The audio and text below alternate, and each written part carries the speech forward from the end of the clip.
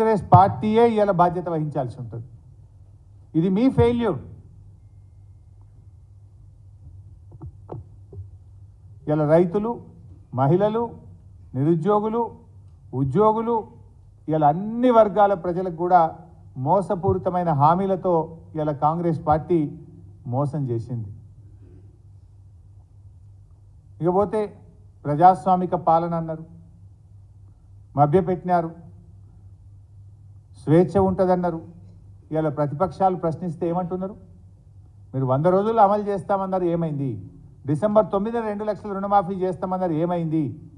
రైతు బంధు పడలేదు, ఏమైంది అంటే సంపుతా, చీరుతా, చెప్పుతో కొడతాం, పేగులు మెడలేసుకుంటాం అని స్వయంగా ముఖ్యమంత్రి గారు మాట్లాడుతున్నారు, మంత్రులు మాట్లాడుతున్నారు. ప్రజాపాలన అంటే ఇట్లా ఉంటుందా అని నేను అడుగుతా ఉన్నా. పైకేమో బ్యారికేడ్లు పోయినాయి, తీసేసినాం, తొలగించింది అన్నారు. మీరు చూడలేదా మిత్రులారా, జర్నలిస్టులు? ఇలా ముఖ్యమంత్రి గారి ఇంటి ముందు బ్యారికేడ్లు పెరిగినాయి, అసెంబ్లీ చుట్టూ బ్యారికేడ్లు పెరిగినాయి, ముళ్ళ కంచెలు పెరిగినాయి, నిర్బంధాలు పెరిగినాయి, అరెస్టులు పెరిగినాయి. ఈరోజు సోషల్ మీడియాలో ప్రభుత్వాన్ని ప్రశ్నిస్తే ఇలా అరెస్టులు చేస్తూ ఉన్నారు. ప్రశ్నిస్తే సమాధానం చెప్పండి. ఇది సోకాల్డ్ ప్రజాపాలన. ప్రభుత్వ వైఫల్యాల గురించి వార్తలు రాస్తే జర్నలిస్టులపై దాడులు జరుగుతున్నది. ఇది ఆ ప్రజాపాలన అని అడుగుతా ఉన్నా. ఉద్యోగాల సంఖ్య పెంచాలని ఇందిరా పార్క్ దగ్గర ఉద్యోగులు ధర్నాలు చేస్తే టెంట్లు బీకేసి అరెస్టులు చేసిండ్రు ఈ సోకాళ్ళు ప్రజాపాలనలో. ఎట్లా తయారైపోయిందంటే మబ్బులలో నీళ్లు చూసేట వెనకటికి కుండలకపోసుకుందరట. ఇలా కాంగ్రెస్ పాలన అట్లా తయారైపోయింది.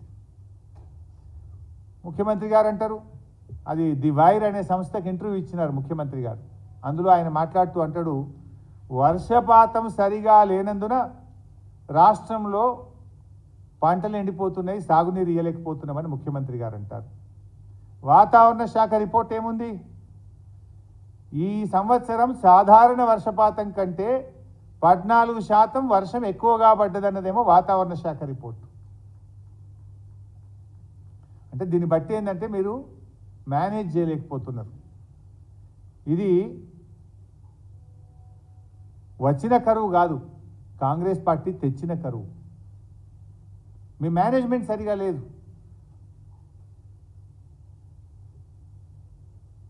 రైతుల విషయంలో ఇందాక నేను చెప్పాను, రైతులకు ప్రతి విషయంలో కాంగ్రెస్ పార్టీ మోసమే చేసింది. మీరు డిసెంబర్ 9వ తేదీన 2 లక్షల రుణమాఫీ అని ఇలా మోసం చేసిందా లేదా? సోనియమ్మ జన్మదిన కానుక అని చెప్పిందా లేదా? ఆ రోజు జర్నలిస్టులు అడిగినారు, 2 లక్షల రుణమాఫీ ఎట్లా సాధ్యమవుతుంది అని అడిగితే మేము చేసి చూపిస్తాం, మాకు స్ట్రాటజీ ఉంది, ప్లానింగ్ ఉంది అన్నారు. మొదటి రోజే చేస్తామన్నారు. కానీ 100 రోజులైనా ఇలా రైతులకు రుణమాఫీ చేయకుండా, బడ్జెట్లో 1 రూపాయి కూడా పెట్టకుండా ఇలా రైతాంగాన్ని మోసం చేసినటువంటి పరిస్థితి. రైతు భరోసా విషయంలో ఎకరానికి 15,000 అంటిది, 15,000 రాకపోయే, ఆ ఇచ్చే 5,000 సకాలంలో 10,000 అందించకపోతుంది. రైతాంగానికి రైతు బంధు విషయంలో మోసం. రైతు కూలీలకు 12,000 ఇస్తామన్నారు, దాంట్లో మోసం చేసిండ్రు. అప్పుడు ఏమన్నారు మీరు? వడ్లు అమ్ముకోకండి, కాంగ్రెస్ పార్టీ రాగానే మీ వడ్లకు 500 రూపాయల బోనస్ ఇస్తామని డిసెంబర్లోనే వడ్లు కొంటామని చెప్పినారు. బోనస్ ఇచ్చిండ్రా? ఇయ్యలేదు. ఇప్పుడు అడుగుతున్నాం, 100 రోజులు నిండినాయి, ఇంకొక 4-5 రోజులు అయితే బాన్స్వాడ కానీ, సూర్యాపేట కానీ, నల్గొండ జిల్లాలో కొన్ని ముందు నాట్లేసినటువంటి చోట వడ్లు వస్తాయి. కాంగ్రెస్ పార్టీ ఈ యాసంగి పంటకు 500 రూపాయల బోనస్ ఇస్తేనే రేపు పార్లమెంట్ ఎన్నికల్లో ఓటు అడిగే హక్కు ఉంటుంది. లేదంటే రైతులు తప్పకుండా మీ కాంగ్రెస్ పార్టీ గుణపాఠం చెప్తారు. మీరు ఇస్తామని చెప్పిండ్రు, వానకాలమే ఇస్తామన్నారు. పోనీ యాసంగి పంటకైనా 500 బోనస్ ఇచ్చి మీ నిజాయితీ నిరూపించుకోవాలని చెప్పి నేను కాంగ్రెస్ పార్టీని డిమాండ్ చేస్తున్నా. లేదంటే రేపు ప్రజా కోర్టులో తప్పకుండా రైతులు కాంగ్రెస్ పార్టీకి శిక్ష విధించేది ఖాయం. ఏ ముఖం పెట్టుకొని రైతాంగం ఓటు అడుగుతారు? ఏ విషయంలో మీరు రైతులకు న్యాయం చేస్తున్నారు? రైతు బంధు మోసం, రుణమాఫీ మోసం, 24 గంటల కరెంటులో మోసం, వడ్లకు బోనస్ ఇవ్వడంలో మోసం, మోటార్లు కాలుతున్నాయి, ట్రాన్స్ఫార్మర్లు కాలుతున్నాయి, పంటలు ఎండుతున్నాయి, సాగునీటి సరఫరాలో పూర్తి వైఫల్యం. అడుగడుగున రైతులకు అన్యాయం చేసినారు, రాష్ట్ర రైతాంగాన్ని మోసం చేసినందుకు కాంగ్రెస్ పార్టీ బేషరతుగా క్షమాపణ చెప్పాలి, చెంపలేసుకోవాలని చెప్పి నేను డిమాండ్ చేస్తా ఉన్నా. ఏ ముఖం పెట్టుకొని రేపు రైతుల ఓటు అడుగుతారు? ఇలా గ్రామాల్లో పోతా ఉంటే మళ్ళీ పాత రోజులు, ఏ ఊర్లో చూసినా బోరు బండితో కొత్తగా బోర్లు వేస్తున్నారు, క్రేన్లు పెట్టి బావులు పూడిక తీస్తున్నారు, మోటార్లు గాలిపోతే మెకానిక్లను తెచ్చి కాలిపోయిన మోటార్లను బయటకు తీసి వైండింగ్ దుకాణాల దగ్గర పడిగాపులు కాసే పరిస్థితి తెచ్చింది కాంగ్రెస్ పాలన. పోయిన 5 ఏళ్లలో ఎక్కడన్నా మోటార్లు గాలినాయా? పంటలు ఎండినాయా? ఎక్కడన్నా బావుల పూడిక తీత ఉన్నదా? ఇలా మీరు రాగానే ఎందుకైనా ఇవన్నీ? ఇలా నట్టేట ముంచినారు ఈ రాష్ట్ర రైతాంగాన్ని. రైతాంగానికి తీవ్రమైనటువంటి అన్యాయం చేసింది ఇవాళ కాంగ్రెస్ పార్టీ, కాంగ్రెస్ ప్రభుత్వం. కౌలు రైతులకు ఇస్తామన్నారు, కౌలు రైతుల మీద ప్రేమ నటించిండ్రు. అసలు రైతుకు లేదు, కౌలు రైతుకు లేదు. ఎడమైంది కౌలు రైతులకు రైతు బంధు? ఎందుకు ఇయ్యలేదని నేను అడుగుతా ఉన్నా. కనీసం కౌలు రైతులను గుర్తించే ప్రక్రియ కూడా ఈ రోజుకు ప్రారంభం కాలేదు.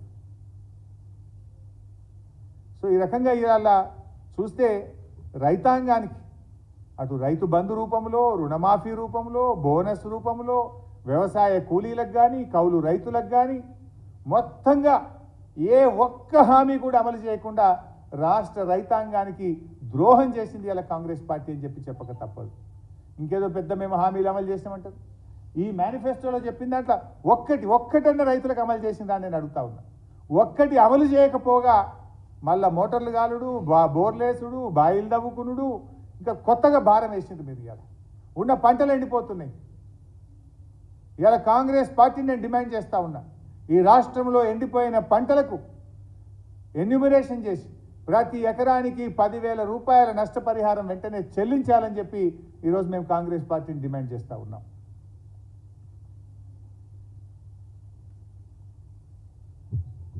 ఆనాటి కేసీఆర్ పాలనలో ఏ రోజు నీళ్ళు వస్తలేవని రైతులు రోడ్డెక్కలే.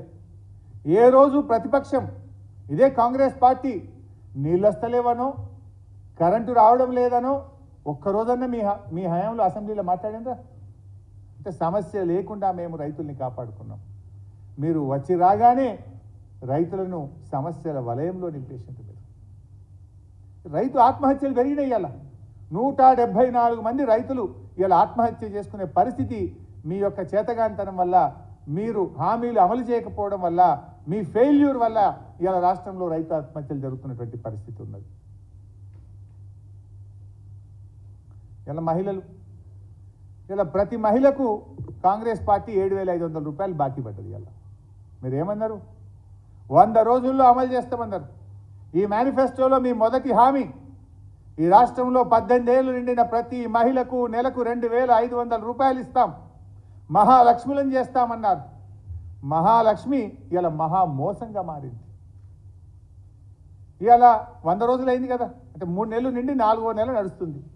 3 నెలలకు లెక్కేసుకున్నా ఈ రాష్ట్రంలో ప్రతి మహిళకు 7,500 రూపాయలు కాంగ్రెస్ పార్టీ బకాయి పడ్డది. 7,500 మా అక్క చెల్లెలకు చెల్లించినాకనే కాంగ్రెస్ పార్టీ రేపు పార్లమెంట్ ఎన్నికల్లో ఓటు అడగాలి. ఏం ముఖం పెట్టుకొని అడుగుతారు మీరు? మీరు చెప్పలేదా ఈ మేనిఫెస్టోలో? బాండ్ పేపర్లు ఇంటింటికి పంచలేదా మీరు? మరి రేపు ఎట్లా అడుగుతారని నేను అడుగుతా ఉన్నా కాంగ్రెస్ పార్టీని. ఈ రాష్ట్రంలో 90 లక్షల మంది తెల్ల రేషన్ కార్డుదారులు ఉన్నారు. కనీసం ఆ 90 లక్షల మందికి ఇచ్చినా కూడా దాదాపు ఈ 3 నెలల్లో 7,500 కోట్ల రూపాయలు మహిళలకు చేరేది. అంటే ఈ రాష్ట్రంలో